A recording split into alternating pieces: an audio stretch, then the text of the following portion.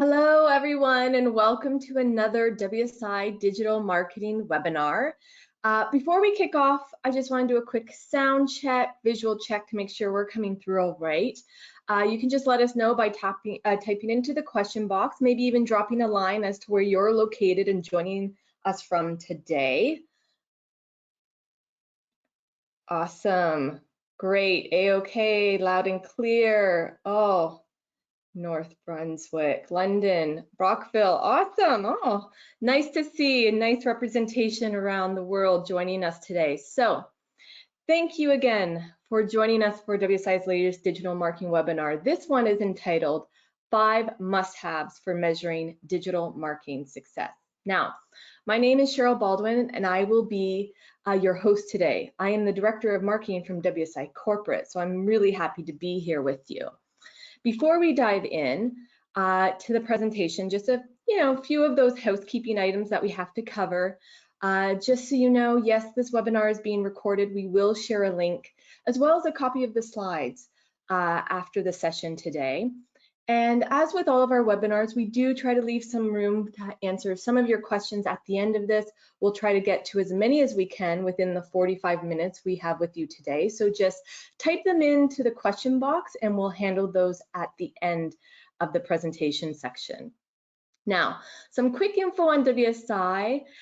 We've been around for more than 25 years now. We've helped over 100,000 businesses worldwide in that time across many industries with their digital marketing strategies. And, if someone was to ask me, I'd really say WSI is in the business of making other businesses grow and helping them navigate this complex digital marketing landscape. And one of the ways we do that is through webinars like these that are really designed to educate and share some best practices on specific digital marketing topics. And today, as I mentioned, we will focus on the topic of measurement, specifically digital marketing measurement and tracking the ROI of your digital marketing efforts. Now, we're actually constantly surprised by how many businesses don't take the time to actually measure the effectiveness of their digital marketing activities. They're spending money, they have leads and maybe sales coming in from their website, but they don't know how they got there or what marketing activities to actually attribute them to. And, with next year, 2022, just around the corner, now is really the perfect time to be looking at what's working and what isn't from a marketing perspective as you plan out your strategies for next year. So to help you prepare on this front, this webinar, we're taking the time to discuss the must-haves every business should be leveraging when it comes to tracking their digital marketing ROI. And joining us today as our webinar presenter to talk more on this topic and share her expertise is one of our very valuable members of the WSI network, Denise Bowen. Now, Denise has over 10 years of experience in marketing, sales, and customer service. She is really passionate about helping businesses reach their growth goals by generating more qualified leads through their digital marketing efforts. She has extensive knowledge in website user experience, conversion rate optimization, paid search advertising, search engine optimization, the full gamut. She is very, very focused on making sure the clients and businesses they work with are always seeing a return on their investment and, really loves this aspect of digital analytics and measuring success. So a perfect person to have us joining today. So I know she's really excited. She has a lot to share, wants to get into it. So without further ado, I'd like to welcome our webinar presenter, Denise. Denise, over to you. Thank you, Cheryl. That was such a great intro. And good morning, good afternoon, good evening, depending where you are joining from today. Thank you so much for joining and spending some time today to discuss, as Cheryl mentioned, a topic that I am very passionate about, and that is measuring digital marketing success. While marketing analytics and driving through data may not be the most glamorous topic, it is critical when you are investing in your digital marketing.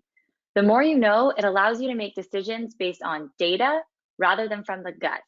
And as Cheryl mentioned, what better time? We have entered the final quarter of 2021, and perhaps we already have started, or we will be starting to plan for 2022. And so we should all be measuring what we have done this past year to evaluate for next year. We need to look at what activities we should continue to invest in or perhaps stop investing in. So my backstory is I meet with businesses every week, perhaps just some like yourselves, and every meeting we ask, do you know how well your current marketing efforts are performing? Or which marketing campaigns are delivering the best results? And most of the time, 9 times out of 10, the answer is no, I don't know. And this really pains me. There are so many great tools and software to provide us with all the information we need. It's really difficult to attribute success and traffic coming into a source without some measurement tactics in place. And so let's look at what we're going to cover today. So the agenda on the screen here, first we're going to look at some benefits of measuring your digital marketing. And then we're going to dive into our 5 must-haves. And that is understanding the metrics better. So looking at some of the most common metrics, lead tracking attribution, knowing where they come from, testing, once you have all this data, what do you do? Dashboard and benchmark, so how to view your data, and lastly, competitor insights, seeing how you compare against your competition. But before we get started, I do want to run a quick poll. So when it comes to measuring your digital marketing activities, what's an area of focus for you in 2022? And this will be one that you can check all the ones that apply. There's a couple different options there. Perhaps you just want to get it set up. So you have nothing going right now and you just want to start your measurement. Maybe you have some things set up and you want to start understanding a little bit more about where they're coming from and get some more details. You can incorporate testing. Maybe you have all your information and you're just looking at how to use it better. Looking at dashboards or analytics reporting, maybe looking more at reporting and benchmarks that way. Or are you looking to look for gaps and opportunities through competitor insights? So we'll let the poll run there for a while. Awesome. So I'm just going to give everyone maybe 5 more seconds to get your answers in. Okay, closing in 3, 2, 1. Okay, now I'll share those results. Oh, wow, it's pretty evenly split. So we have the most people looking to understand where the leads are coming from. So we're definitely going to touch on that when we get to the attribution. But really, it seems there's a good amount of everyone looking to learn a little bit of everything. So we are going to cover it all. So there's something in here for everyone. Let's look into this. So before we get too much into details, let's discuss directly why is it important? What are some of the major benefits of measuring your online lead generation activities? And that is starting with the most obvious, the effectiveness. What is working and what's not working? If you are spending any money on any digital marketing effort, then it's important to know the performance. Let's say you are marketing to bring traffic to your website, like SEO, paid ads, email marketing. By tracking which of the website traffic takes a desirable action on your website, whether it calls you or fills out a form or makes a purchase, you can start to see which efforts are the most effective. What marketing is working? That leads into our next slide here, which you have already up there, ROI, the return on your investment for each effort. Once you can quantify the dollars made from a marketing effort, then you can look at that return. If you spend X amount on search engine optimization a month, then you can track how many users from organic search purchase something. If you're e-commerce, you can calculate the ROI and see which strategies create a positive return on that marketing investment. It also allows you to plan for the future. So we spoke about the timeliness of the webinar today. Maybe you're already looking at your budget for next year.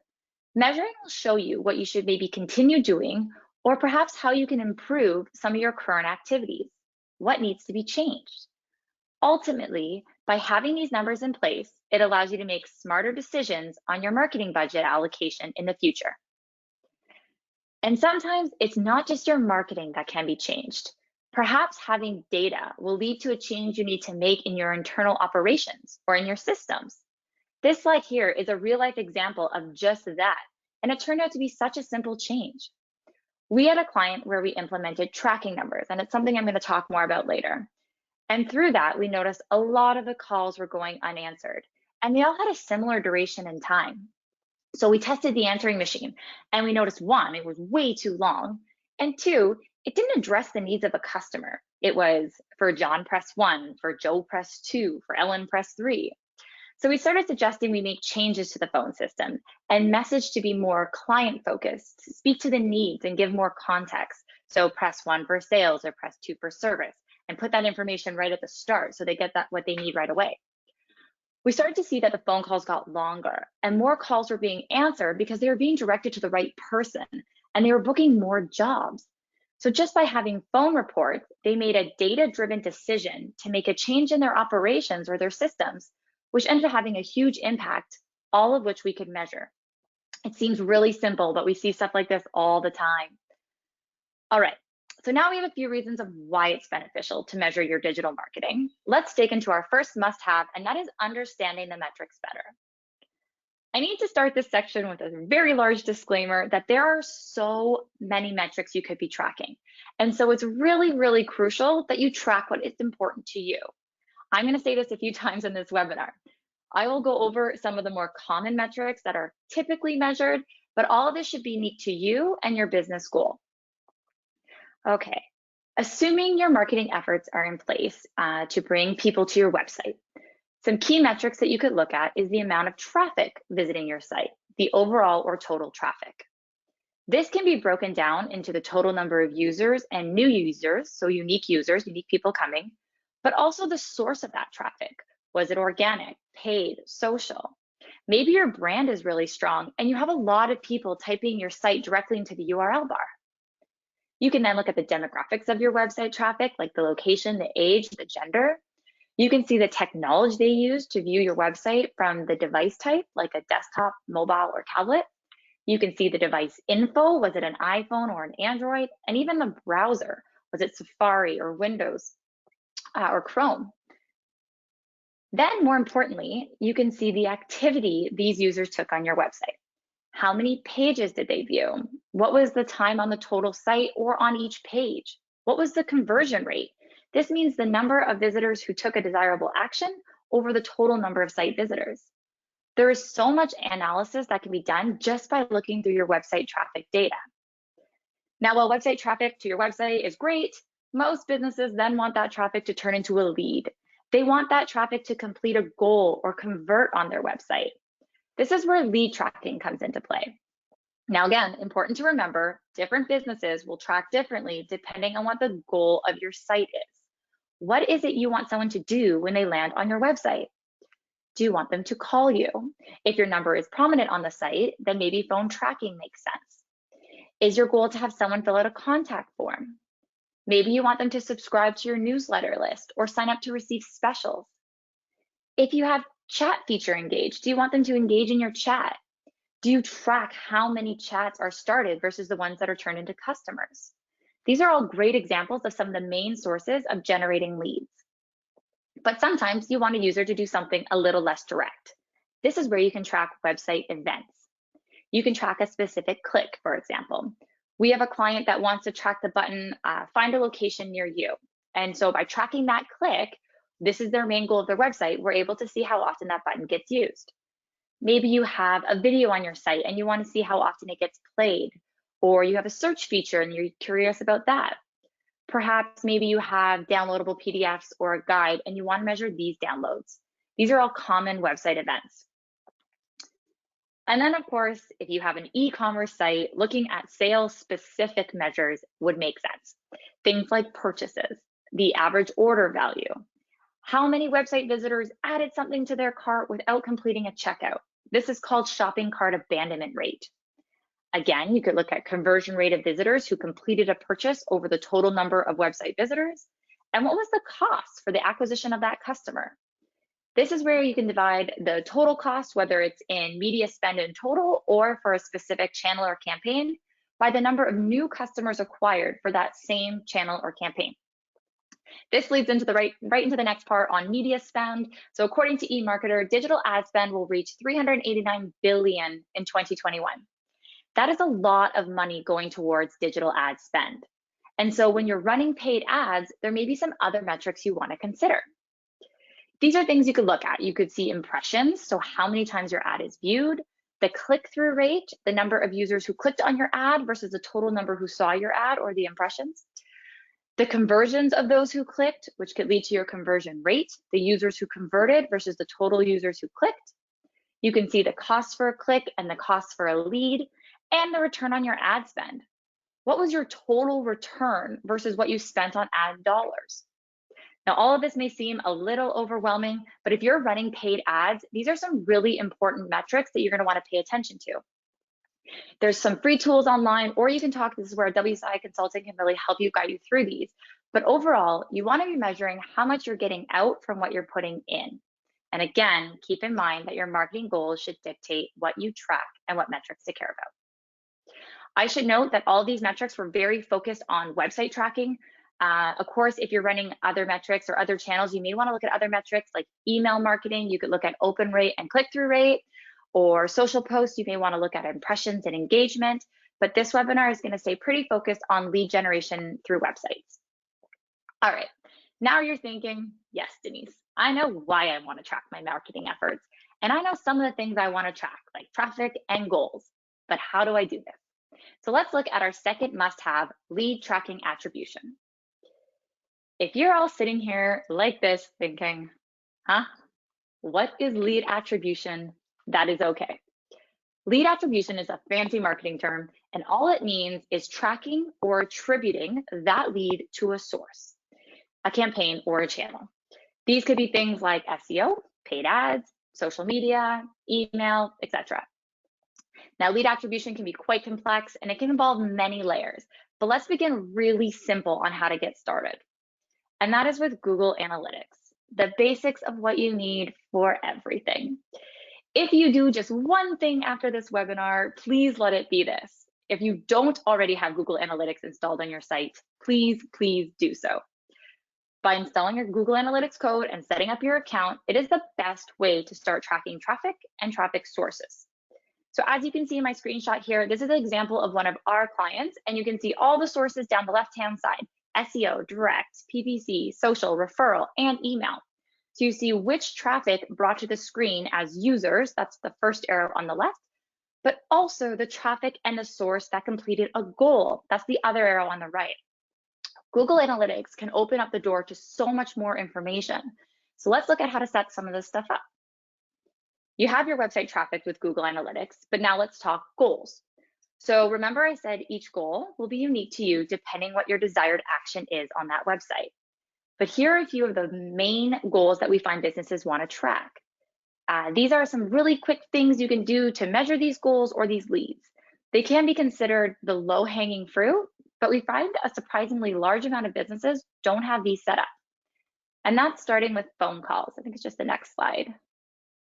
Oh, and next one. Perfect. So calls can be set up as a goal in Google Analytics, but you're going to want to use a tracking number.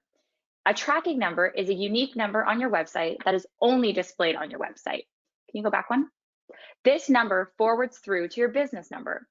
The caller does not know the difference. They are calling this ghost number. However, by then looking at how many calls are placed on the tracking number, which again is only displayed on your website, you can see how many calls your website generates. Now we spoke about source tracking, so knowing where these calls came from. How does this work? This is called dynamic call tracking. And how it works is essentially you have a pool of these tracking numbers, which will rotate and show a different number based on the traffic source. This then allows you to break your data down to say X number came from organic, X number come from ads, X number come from social. You can even get reporting that shows right down to the number that called each tracking number. There are so many platforms out there that can offer call tracking. And phone switching can also be used in traditional marketing. If you hand out postcards or mailouts, by adding a unique number only to that piece of mail, you can measure how many calls that number receives to determine how successful the campaign is. Okay, so we're on the right side. Let's look at how maybe you have, that was phone calls, but maybe your goal is to have website users contact you by email. If you just display your email on your website, one, you'll open yourself up to spam, but two, how will you know how that person or that lead found you? Did they get your email from your website, your truck, a sign on the ground, or a sign and to find your business card maybe on the ground? You could ask every lead how they found you, but it won't always be the most accurate. So we recommend adding contact forms to your website for users to fill out. When someone fills out the form, you get a copy of their inquiry by email, so you know that that lead came from your website. But now how do we track the source? We typically use unique thank you pages to track these form fills, meaning after a form is filled out, the user is directed to this thank you page, which they can only get to by filling out the form. We often see forms set up on websites, but without this thank you page step, it's just a pop-up or something that says your form has been submitted. By using the thank you page and setting that up as a goal in Google Analytics, you can track the specific form fill as a goal and the traffic source that that form fill came from. Similar, if you have an e-commerce website, you can set up purchases as goals in Google Analytics. So depending on the platform your site is built on, you can connect directly to Google Analytics, or you can use a plugin to help integrate the two. Here you can track the actual dollar spend that one lead equates to. This creates an opportunity to really know the true ROI of a campaign. So if you spend $2,000 a month on SEO, but you can see your organic traffic purchased $20,000 worth of product, that month you know your ROI is 10 to 1. But what if it's more complicated? These are simple tracking measures, and sometimes you'll need more information. With the exception of e-commerce, Google Analytics can only track the goal or the desired action a user takes on your website. But not all of these leads will turn into sales. Sure, you can use your average close rates and your average customer value to gain a better understanding of the ROI for these channels. But to have more accurate data, a CRM can be really useful. A robust CRM, on the next slide, it shows some of the things it can do. It can track the cycle of a customer. You can know the path of how they found you, what the dollar value is of that single client, and what was the cost to acquire them. CRMs can be quite complex, and there's so much to them that we actually have another webinar that's focused solely on CRMs and automation. So Cheryl will add that link to the chat in the recording here. If you're interested in learning more, I highly recommend checking that one out. It should also be noted that if you're running paid ad campaigns, you will want to use the platform directly, like Google Ads or Facebook, to understand the metrics a little bit deeper and to know what your return on your ad spend is. If you're running multiple campaigns, like in the next example on the slide, here it's on Facebook. Here you're going to want to dive deeper into the attribution. On the next slide, it'll show multiple campaigns within Facebook. Perfect. Knowing that a lead came from a paid campaign or a social campaign, in this case, in Google Analytics, it won't be enough. So here you're going to want to look into Facebook and see which ad, which campaign specifically is performing the best and which can be improved. This is especially the case if you're running shorter campaigns and you don't want to wait to see the longer trends in Google Analytics.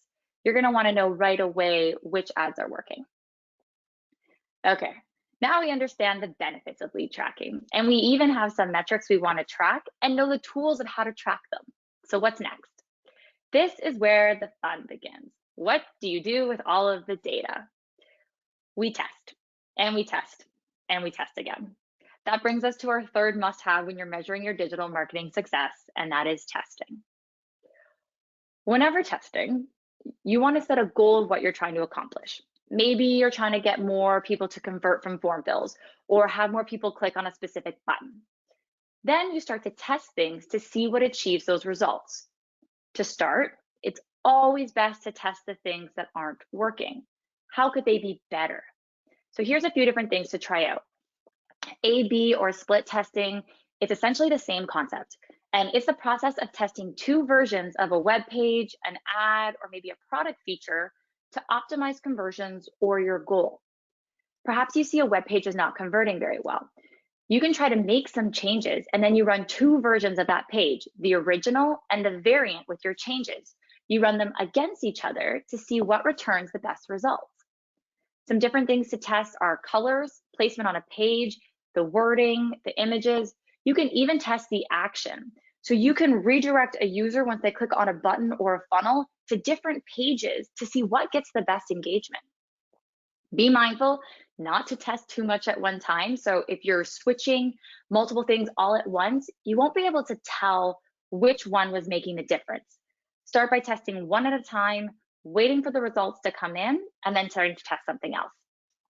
There's this often perception that testing needs to be really complicated, but here on this slide is an example of how simple it can be. So this is an example of a split test we actually did on our own website. So we have a landing page that had a CTA, or a call to action is button. And what we were trying to do is we were trying to drive people to fill out our form for a consultation. Really simple. The landing page had a race car theme. And so we wanted to be cute and punny and try the words "start your engines" to go with the theme. As leads are more important to us than cute marketing, we didn't wait very long until seeing that there were very little conversions from "start your engines." And so we tested "start your engines" against "get in touch." And so when visitors landed on our page, they would see one of two versions: the original "start your engines" and the variant "get in touch." We let the test run long enough, and you can see the results are already up here. Get in touch got twice as many conversions than "start your engines." Maybe people didn't know what "start your engines" meant. Maybe it was too vague and confusing, but it was the data we needed to permanently make that button change. Another testing tool is heat mapping. So this is a graphical representation, and it shows user behavior using color coding. So it can track how a user interacts with your website by tracking their mouse movement and then color coding the heavy areas where their mouses are. This can be really, really helpful if you are looking at your analytics and you see a web page gets a lot of traffic coming in, but users are not taking the desired action on that page. By looking at the heat map, you can see if they're distracted by elements on the page, or maybe your important information is too far down, so they're not even getting far down up enough on the page. With these maps, you can then make changes and continue to test results. So up here is an example of how we use heat mapping. Looking at this page, it's for a doors and windows company. You can see the button that the arrow is pointing to has the most clicks. There's the most activity on that button. And this is to take users to a gallery of glass inserts. So we see that this is the highest clicked element. This prompts us to tell the client that we need more updated images of glass inserts because users really want to see this. We also added more conversion opportunities to that gallery page, as clearly this is somewhere traffic wanted to go, and so we want to capitalize on that. Okay, and now here's where it gets really, really great. In this example on the screen here, we pull both testing techniques together. So we started with heat mapping on the site. And as you can see, there's people kind of clicking all over. That's what all those little blue buttons are. But what we really wanted to do was get people to click on the green "get a quote" button. That's in the top right in the green, which is a more direct path to fill out their quote form. So we thought, how can we make this button more noticeable? And now we are in the process of split testing the color of that button. So the next slide, you'll see we have the original green button showing up against the new variant, the blue button. It's too early for us to conclude any outcome yet, but we're going to keep an eye on this to see if it's worth making that change. And that's a really important note too. You need to run tests long enough to have a large enough sample size of either visitors or data to make a conclusion. As you can see, there are a lot of different things you can do and test with all this data coming in, but it's critical that testing is not a one-time thing. Testing is a cycle. You test something out, you analyze the results, and then you repeat with something different. You can always be jigging or trying new things to achieve the most optimal results. This segues right into how to view our results, and that's our fourth must-have when measuring your digital marketing success: dashboards and benchmarks. Okay, for time. All right. A comprehensive dashboard can include all of these metrics in one place. It can be broken down into different sections and be customized to show what matters to you. It's important to have consistent reporting so that you can start to look for trends. You wouldn't want to make a major decision by only looking at 1 month's worth of data. However, once you start to review month over month or a trend for a season, you may see how you want to impact and how you want to change your marketing moving forward or for the next year. These reports also make it really easy to compare to previous months or previous years. If you're a seasonal business, maybe looking at this month compared to last month or this quarter to last quarter wouldn't make the most sense. Instead, you're going to want to look at a year-over-year comparison, and a report can make that really easy to view. This next slide is an example of a reporting software that we use, and it's one of our client examples here, and it shows the different sections based on channels like SEO and social, and it also compares to the previous year. This report is integrated to pull information from our Google Analytics, our Google My Business page, our call tracking software, our social media accounts, our ad campaigns, and our email marketing.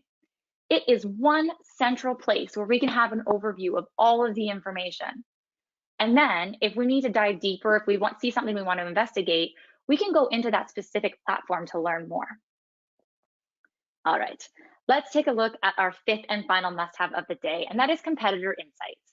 Now, this is where you get to take the next step. the step that is often forgotten about. Once you understand your metrics and your marketing data, you get to go further and see how does that compare with your competition. Of course, having a goal up front of what you want to learn from this analysis is always recommended, but competitive research is important as it can reveal maybe some gaps of what others are doing and that you're not, or maybe you can see something your competitors aren't doing that you are, and it's an opportunity to put more into it. And so it's really helpful to first have a good understanding of your marketing success when you're doing these comparisons. And just like testing and reporting, it's not a one-time thing. Ideally, you are reviewing a competitor analysis 1 to 2 times a year, as like you, they may be changing their marketing efforts and you want to stay on top of it. Through competitive research, you can look at things like website traffic, so you can compare traffic volume to your site versus others.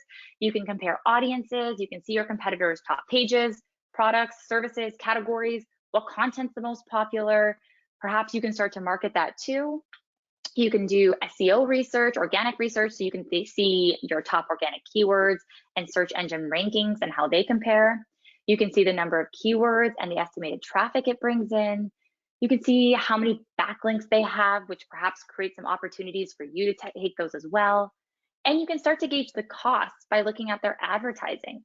So analyzing competitor ad budgets and keywords.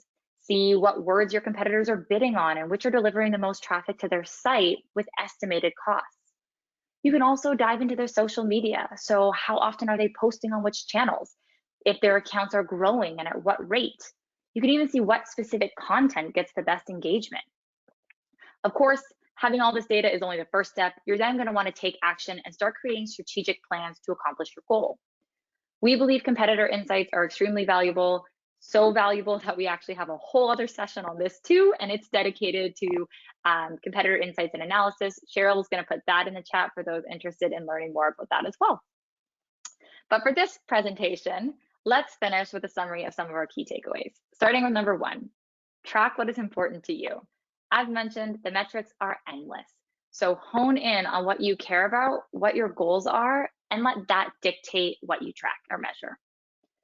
Take advantage of all the software and tools out there to track these metrics and attribute the success of leads to a specific effort. Number 3, continuously test and analyze, especially the things that are not performing as much as you'd like them to.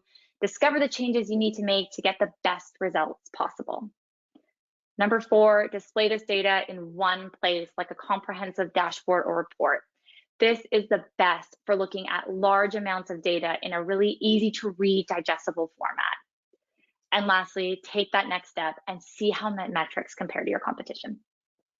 Thank you for having me. It's been an absolute pleasure. Please put all questions, comments, feedbacks in the chat, and we'll do our best to get to everything. Awesome. Thanks so much, Denise. Wow, what a lot of great information you shared there. Now, before we get to Q&A, though, I just want to mention that we obviously discussed a lot across what you should be doing around your digital marketing measurement, and really kind of just touched the surface on things. Each of these sections could be their own in-depth webinars on their own, but depending on your team and resources, you may require help with this. And so if that's the case, that's where we can actually step in. We're, remember, here to help with all of your digital marketing needs, measurement being one of those, and measuring your efforts and your ROI on your digital marketing activities. And to actually get you started with this, you know, as a little bit of a thank you for registering for our webinar today, Denise mentioned competitive research and doing competitive analysis to see how you stack up against others in your industry is a really important component of your measurement activities. And so we're offering you a free competitive analysis that will actually provide you with a high-level insights just to get you started on this. And help you kind of see how your online presence stacks up against some of your top competitors. So, you know, if you're wondering why your competitors may be getting more online leads or sales than you, or you're curious just how your website traffic and visibility compares to some of those in your industry, our free competitive analysis report is a great starting point. And again, it'll give you some high-level information to get you started. And further discussions can go from there with your WSI consultant.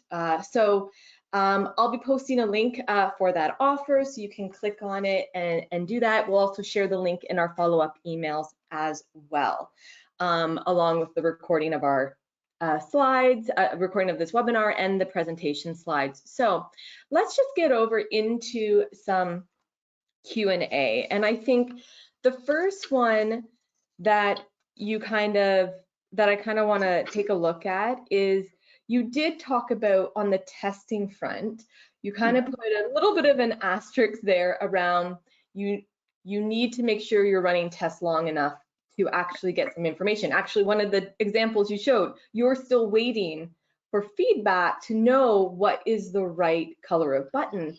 And I guess the question is how do you know how long you should be running a test for in order to get that meaningful data to actually make key decisions? Right, good question. So when you're running testing, it's actually going to vary depending on your website and how much traffic it really generates. So if you get a lot of traffic daily, then you're going to get a good sample size a lot sooner than maybe if you only had a few visitors a day. So ideally, though, we like to say you run your tests for a minimum of 1 week, even if you have the most traffic, as different days may have different traffic trends.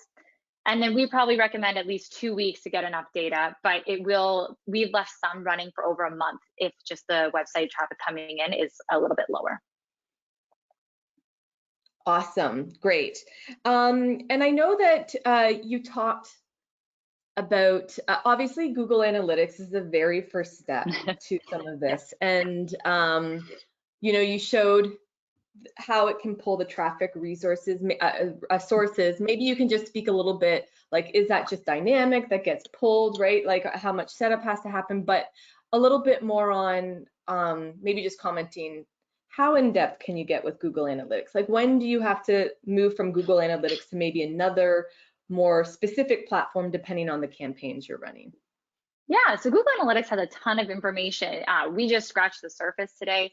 So yes, it is. Once you set up your tracking code on your website and you have your Google Analytics account all connected, it is dynamic. You start to track that traffic to your website and it will pull the sources for you.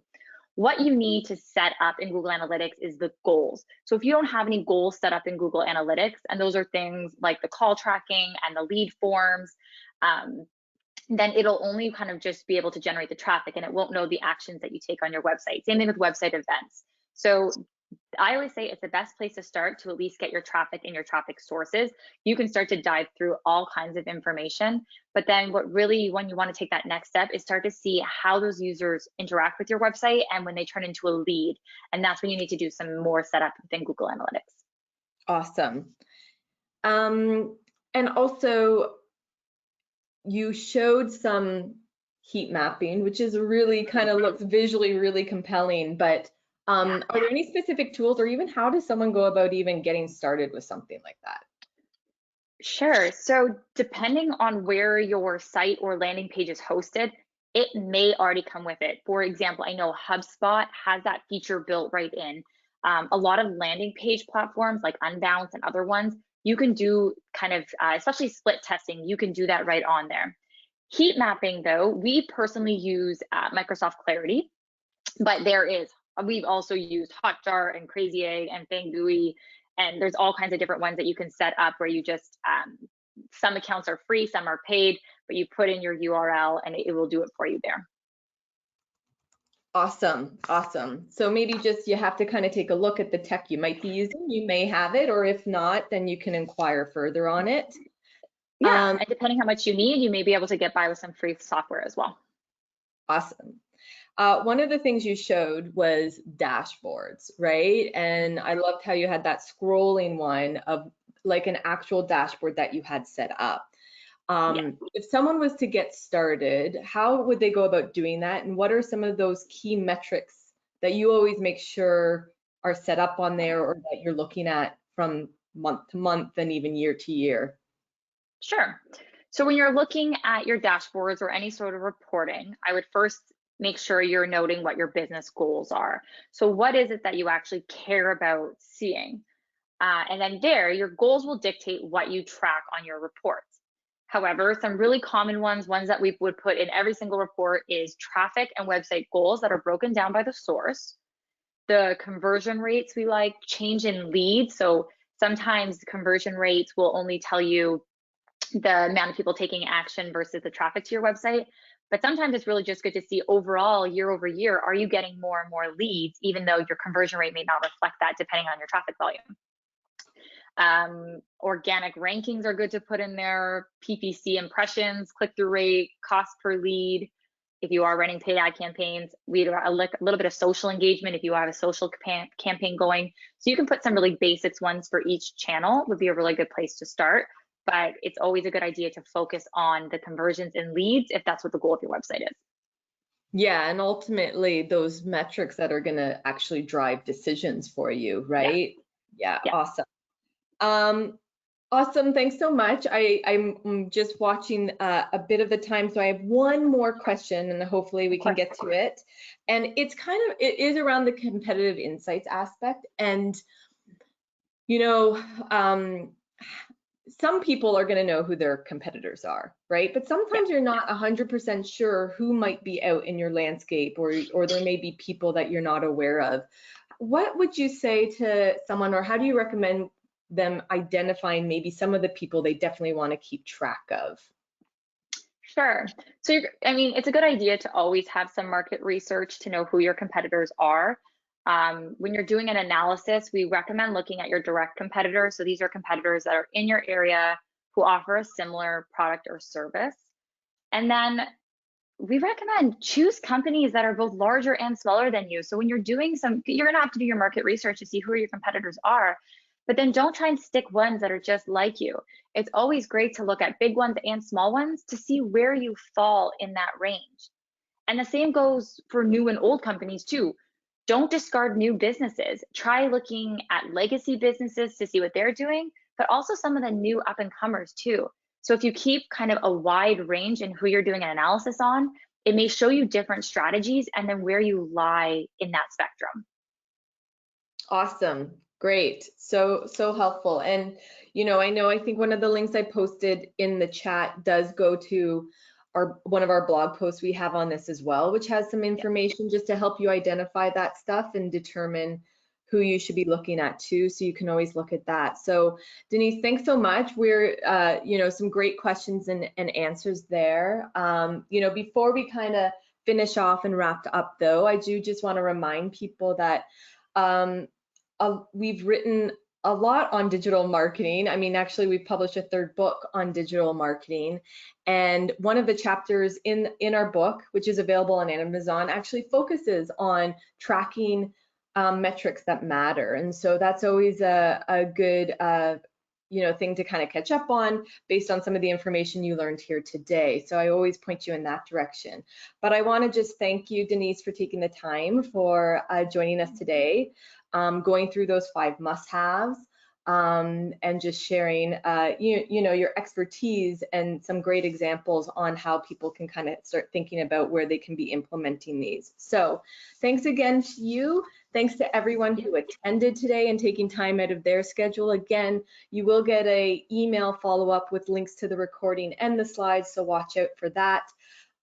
We will have a survey that pops up at the end of this session when you leave, so please take the time to share your feedback with us. We'd love to hear your comments and suggestions for future topics as well. So with that, I would just like to wish everyone a great day, and thanks everyone. Thank you. All the best.